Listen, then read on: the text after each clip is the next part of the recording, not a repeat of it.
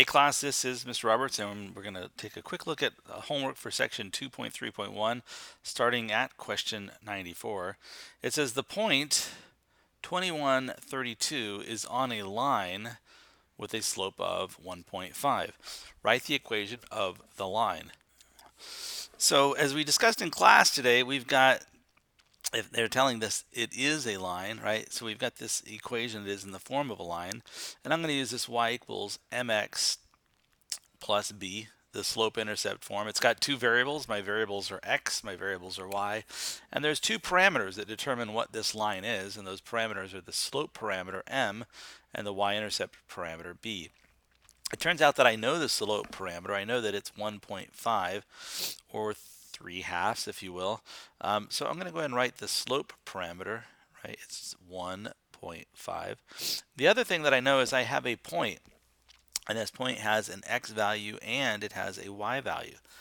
The x value is 21 and the y value is 32. So you can see what I've done is I've replaced x with that value 21 and I've replaced y with the value 32, and it leaves me this equation that has just this single variable b.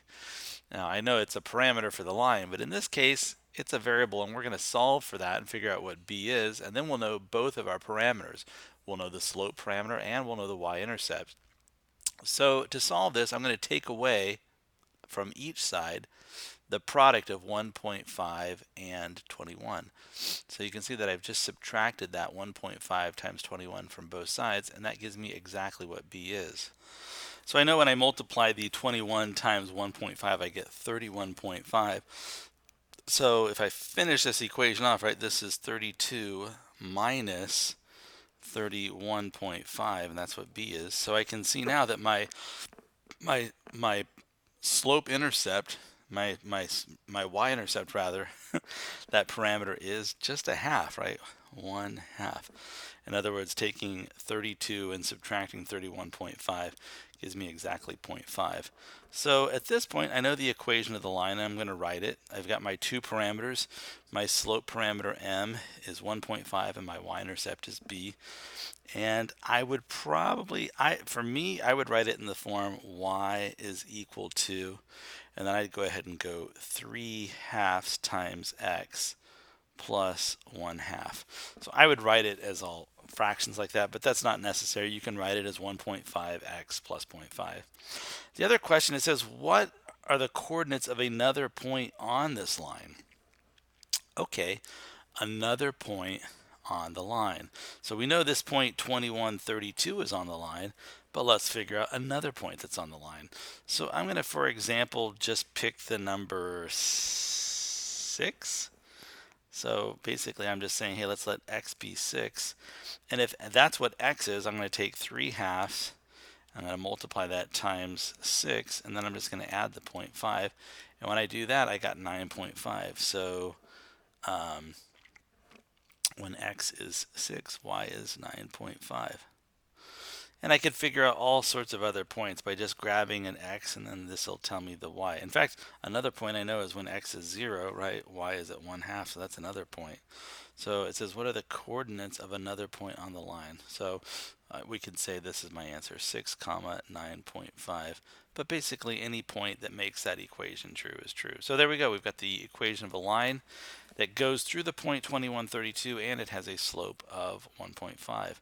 Let's move on to the next question, 95. It says a 1-minute advertisement on a local television station during prime time, which is qualifies from 8 to 10 p.m. on weeknights, cost the advertiser $12,800. To the nearest cent, how much does the advertisement cost per second? Show your work using dimensional analysis. Okay, so I know that it cost for a 1 minute, so that's 60 seconds, right? Oh, this is pretty easy. So, okay, so it cost $12,800,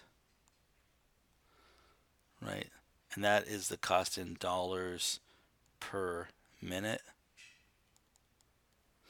Now, now I'm gonna change this to seconds, and this is ridiculously easy, by just multiplying by this giant one. I know that 1 minute is 60 seconds.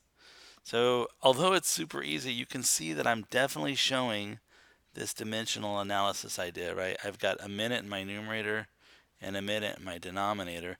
That leaves my only units left are dollars per second, right? So my answer now is in dollars per second. And you say, what is the answer?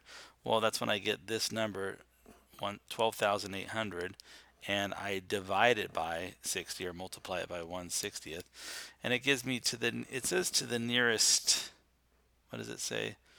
To the nearest cent? Yeah, to the nearest cent. It would be $213.33. 213 dollars. That's written all wrong. $213.33. And this is a weird way to write that. So I would say this is what the number of dollars are per second. All right, let's move on to question 96. 96, the graph at right compares the age and the number of pets for a certain population. Describe the association for this population. I mean, at first instance, I'm like, I don't see anything, right?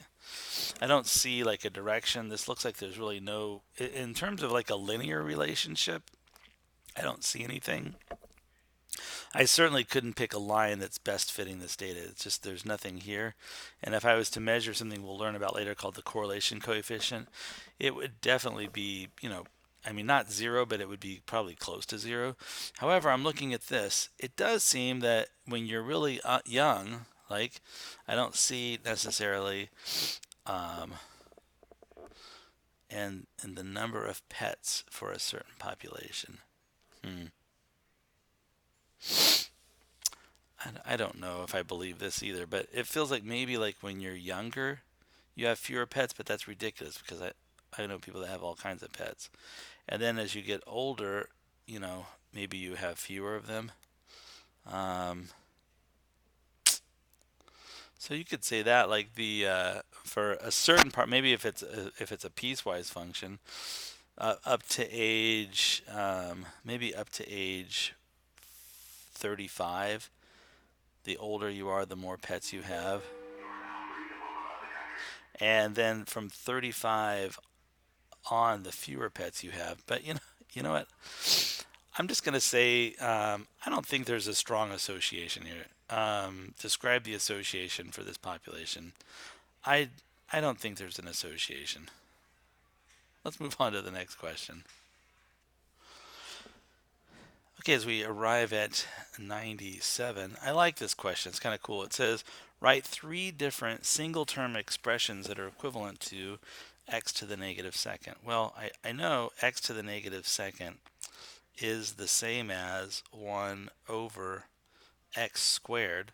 So you certainly could have that. That's definitely equivalent to it. But it says 3 different single term expressions. I don't know. Maybe I could have something like x to the 5th power divided by x to the 7th power. That's the same, right? Because there's 2 factors of x left in the denominator. What else could I do? So I've got 2 of them. Let's think of a third one. I could have 3y to the 5th over 3y to the 5th x squared. Well, that's ridiculous, right? Clearly the 3y to the 5th just forms a giant one with 3y to the 5th, so I'm left with just 1 over x squared. So we'll just leave it there. I maybe you guys can show me some things that are cooler ways to write that, but those things that we did write are indeed equivalent to 1 over x squared, but not very creative. Let's move on to question 98. It says match a graph Match the following graphs with their equations. Pay special attention to the scaling of each set of axes. Explain how you found your match. So the thing I'm looking at is all of them, all four of them, have y-intercepts at 4. So when I look at the graphs, this is 1, 2, 3, 4. So the scale there is 2. This one's got a y-intercept at 4. This has a y-intercept at 4, and this has a y-intercept at 4. But these are the vertical one is like one line is equal to 4 on the going up and down, and the horizontal axis 2 lines equals 4. So the scaling is different on all of them, but they all definitely have a y-intercept of 4. So that's not going to be the clue that I look at. Now, a couple of them have negative slopes. Actually, only one of them has a negative slope, so that's going to be an easy one to identify. The only one of these with a negative slope is 2, so you're the winner. This has to be the function, whoops, not d of x, it's f of x equals negative 2/3 x plus 4. So this should be going down 2 units, and yeah, each one of these is worth 2. Oh, and each one of these is worth 3, so that is down 2/3. All right, so what else do I have? Let's see, this one is pretty nice because the scales are equal. Right? It's 1, 2, 3, 4, 1, 2, 3, 4. This one has a slope of up 2/1, up 2/1. So the slope of this is 2. And again, the y-intercepts are all the same. Well, the only one that had a slope of 2 up there is c. So this would have to be y equals 2x plus 4. All right, so I've got c and d taken care of. Okay, so let's see a slope of up 1/2, a slope of 1/2. Let's see, this 4, 5, 6, this is 2, and then this is, what is this? This is 1, 2, 3, 4, 5, 6, 7, 8. This is 8. So this has a rise of 2 and a run of 8, which is 1/4. So I think we know what that, I think that one was A. And this one goes up 4 units, right? I'm going from 0 to this dot is 4, and 4 to 4 plus 4 more is 8. And then it goes over 1, 2, 3, 4, 5, 6, 7, 8. It goes over 8. So this one's up 4/8, which is a slope of 1/2. So I think we can match these up now. I'm pretty sure that 4 goes with A, right? This is the one that goes with graph number 4, and that means the only one left is the one that goes with 3, which had a slope of up. It's up 4/8 when I look at it there, but that reduces to 1/2, so it's up 1/2, and that's number 3. And I guess I could write the numbers here, right? The one that went with C was graph 1, and the one that goes with D is graph number 2. So now they're all nicely paired up. I think that was the last problem. Yes, it was. All right. Wow, that was incredibly quick. I'll see you in class tomorrow.